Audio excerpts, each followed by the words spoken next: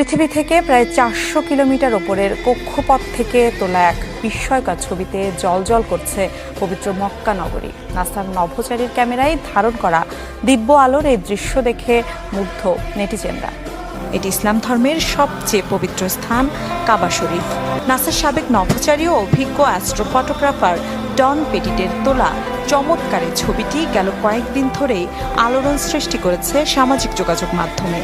পৃথিবী থেকে প্রায় ৪০০ কিলোমিটার উচ্চতায় আন্তর্জাতিক মহাকাশ স্টেশন থেকে গেল সপ্তাহে ছবিটি তোলা হয়। বৈজ্ঞানিক বিশ্লেষণ বলছে, আন্তর্জাতিক মহাকাশ স্টেশন থেকেও কাবা শরীফ উজ্জ্বল দেখার অন্যতম কারণ হলো শক্তিশালী ফ্লাড লাইট দিয়ে স্থানটি আলোকিত থাকা। এই কৃত্রিম আলোকরশ্মি মহাকাশের দিকে সরাসরি প্রতিফলিত হয়।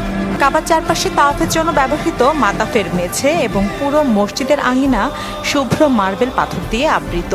এই সাদা মার্বেল মেঝের উপর শক্তিশালী আলো পড়লে তা উজ্জ্বলভাবে প্রতিফলিত হয়ে মহাকাশের সংবেদনশীল ক্যামেরায় ধরা পড়ে।